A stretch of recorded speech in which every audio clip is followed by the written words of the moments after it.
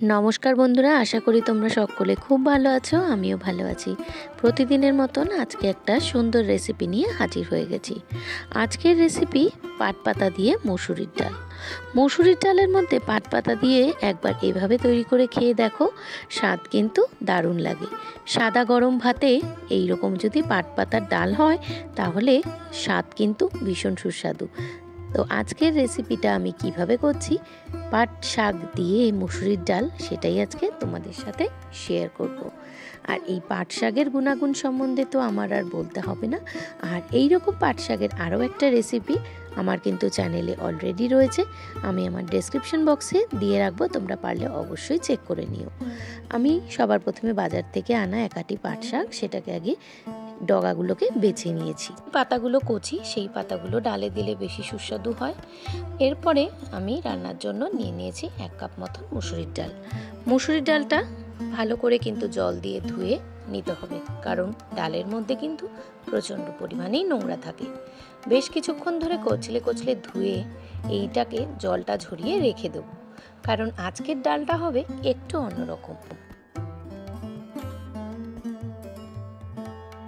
তো দেখো, এখানে কিন্তু আমি ডালটা ধুয়ে রেখে দিয়েছি। এরপর পাট পাতাটাকে আমি একটু হালকা উষ্ণ গরম জলের মধ্যে পাট পাতাটাকে ভিজিয়ে রেখে দিয়েছি, কারণ শাকের মধ্যে নানা রকমের বিষ জাতীয় জিনিস এখানে অ্যাপ্লাই করা হয়, যে কারণেই আর কি আমি পাট পাতাটাকে ডাইরেক্ট সেদ্ধ করলাম না, অথচ ডালেও দিলাম না। একটু গরম জলে নুন দিয়ে কিন্তু আমি পাট পাতাটাকে ভিজিয়ে রেখেছি। এরপরে হচ্ছে ডালটা সেদ্ধ করে নেওয়ার পালা। ডালটা সেদ্ধ করার জন্য কড়াতে আমি জল নিয়েছি এবং তাতে দিয়ে দিয়েছি জলটা ফুটে আসার পর নুন, এবং ডালটাকে আমি এখানে অ্যাড করে দিচ্ছি। মসুরির ডাল সেদ্ধ করার সময় কিন্তু একটা জলের মধ্যে অনেকটাই ফেনা বের হয়।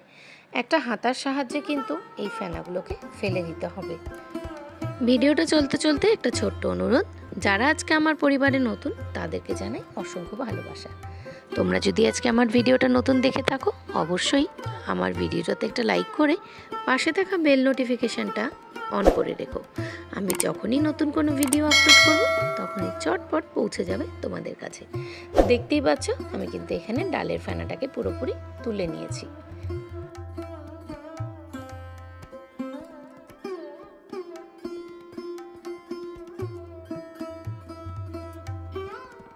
ডালের ফেনা সম্পূর্ণ উঠিয়ে নেওয়ার পর আমি এখানে ধীরে ধীরে অ্যাড করব সামান্য হলুদ, খুব একটা বেশি হলুদ দেব না। এরপরে দিয়ে দেবো 2টো কাঁচা লঙ্কা, একটা কাঁচির সাহায্যে কেটে আমি তারপরে দিয়ে দিচ্ছি। তোমরা আমার ভিডিওতে খেয়াল করবে, আমি এরকমভাবে কাঁচি দিয়েই লঙ্কা কাটি।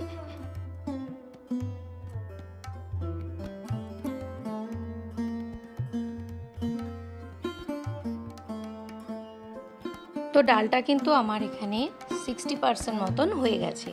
এই 60% ডালটা যখন সেদ্ধ হয়ে যাবে তখনই কিন্তু আমি পাট পাতাটা ডালের মধ্যে দেব।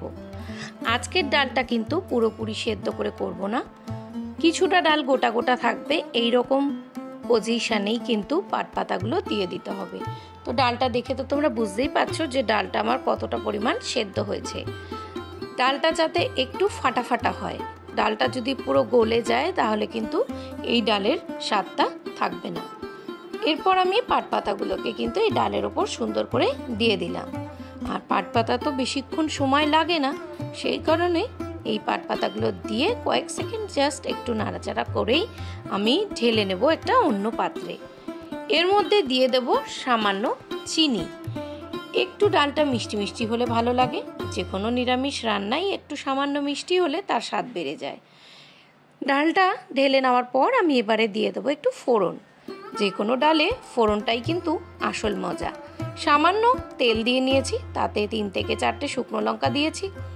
কয়েক সেকেন্ড ভাজা হয়ে যাওয়ার পর তাতে দিয়েছি কালো জিরে আর দিয়েছি রাঁধুনি। সমস্ত উপকরণগুলো কয়েক সেকেন্ড একটু ভাজা হয়ে যাওয়ার পর যে ডালটা ছিল সেটাকে আমি ঢেলে দিয়েছি এই ফোড়নের মধ্যে। সুন্দরভাবে নাড়াচাড়া করে ডালটা কিন্তু আমার পুরোপুরি রেডি। এই রকম ডাল যদি ভাতের সাথে হয় তাহলে সত্যিই কোনো কথা নেই। গরম ভাতের সাথে এইরকম যদি ডাল নিয়ে বসি, 1 থালা ভাত কিন্তু পুরো ভ্যানিশ। তো তোমরা অবশ্যই ট্রাই করো এইরকম একটা সুন্দর পাট পাতা দিয়ে ডালের রেসিপি। পাট পাতার যে কোনো আইটেমই হয় ভীষণ সুস্বাদু।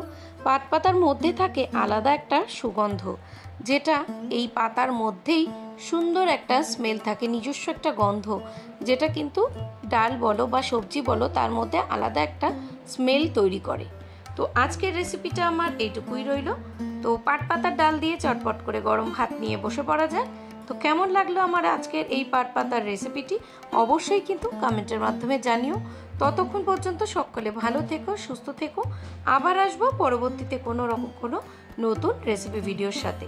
তো চলো আজকের মতো টাটা, সকলে ভালো থেকো।